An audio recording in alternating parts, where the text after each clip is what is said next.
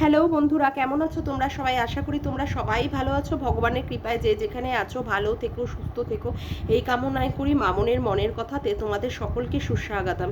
আমিও খুব ভালো আছি। আবার আরেকটি নতুন কন্ট্রোভার্সিয়াল ভিডিও নিয়ে তোমাদের সামনে চলে এসেছি। আজকে আমাদের সন্দীপ ভাই টাইটেলে থাম্বনেলে যেটা দিয়েছে, যেমন হচ্ছে তার বাচ্চাকে মানে কারোর পায়ে সঁপে দিয়েছে। আর আর কথা হচ্ছে সন্দীপ ভাইয়ের এক্স ওয়াইফও যেটা দিয়েছে, ওয়েট অ্যান্ড ওয়াচ, যতই ঘোরাঘুরি করো বা যতই এখানে ওখানে যাও, কোনো লাভ হবে না, বাচ্চা তার মায়ের কাছেই আসবে। এখন কথা হচ্ছে এরা দুজনেই কি চাইছে, এরা দুজনেই কন্ট্রোভার্সি চাইছে। এবং তারা কি করছে, কন্ট্রোভার্সি ক্রিয়েটারদের বারংবার কি করছে, কন্টেন্ট দিয়ে দিচ্ছে এবং কন্টেন্টের মাধ্যমে তারা চাইছে তাদের নিয়ে কন্ট্রোভার্সি হোক। অর্থাৎ তাদের নিয়ে যদি কন্ট্রোভার্সি হয় তাদের চ্যানেলটাও গ্রো করবে, এবং যারা যারা তাদের নিয়ে কন্ট্রোভার্সি করবে অর্থাৎ কন্ট্রোভার্সি ক্রিয়েটাররাও তারাও কি হবে, তারাও তাদের মাধ্যমে চ্যানেলটাকে গ্রো করে নেবে, তাদের তাদের নিজস্ব চ্যানেল। এখন আমি এখানে নিরপেক্ষভাবে কিছু কথা বলতে আসছি।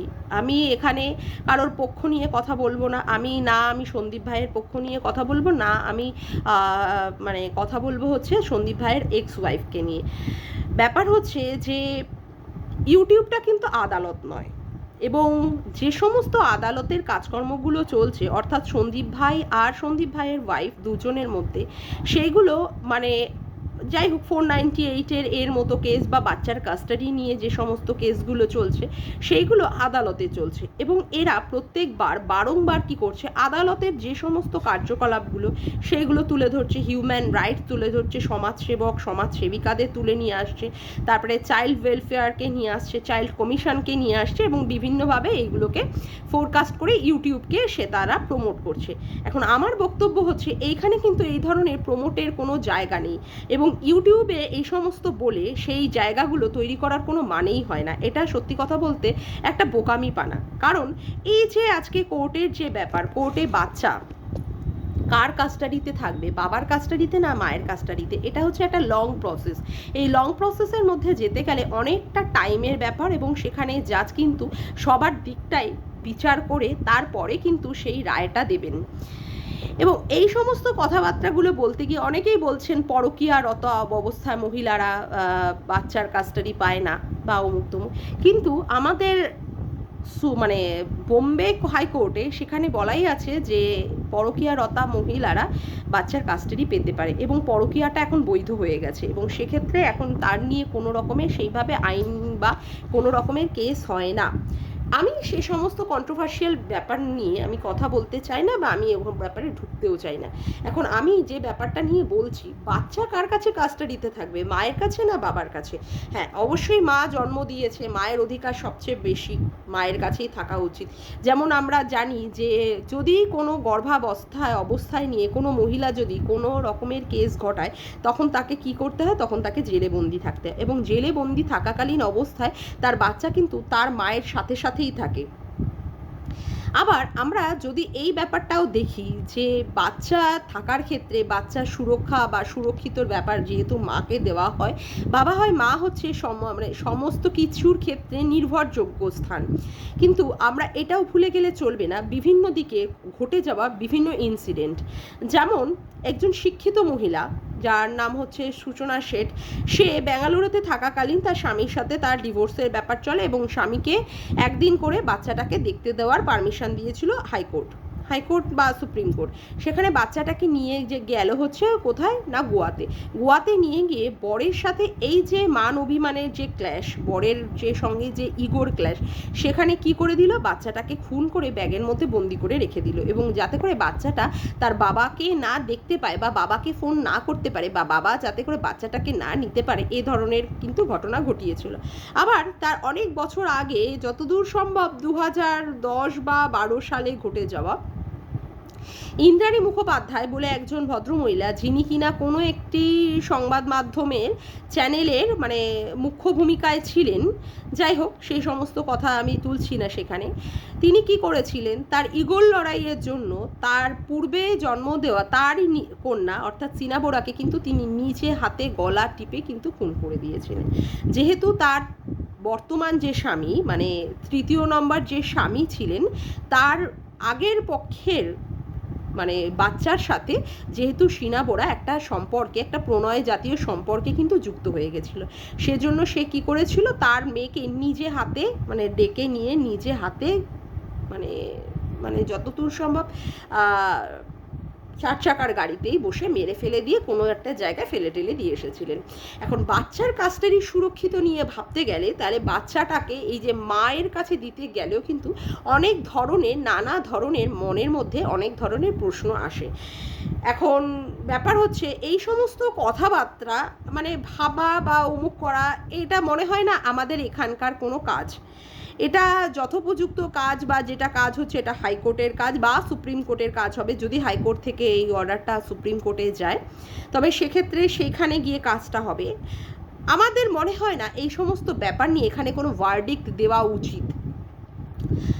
আমরা যাই হোক, যারা কন্ট্রোভার্সি ক্রিয়েটাররা আছি তারা হয় সন্দীপের পক্ষ নিয়ে কথা বলছি বা সন্দীপের এক্স ওয়াইফের পক্ষ নিয়ে কথা বলছি। আমরা চাইছি যে সন্দীপের কাস্টাডিতেই থাকুক তার বাচ্চা, আবার মায়ের ক্ষেত্রে যারা যারা মায়েরকে নিয়ে লড়ছে তারাও চাইছে মায়ের কাছে থাক। এখন বাচ্চা কার কাস্টাডি থাকবে বা অমুক থাকবে সেটা তো সম্পূর্ণ হচ্ছে বিচারাধীন ব্যাপার।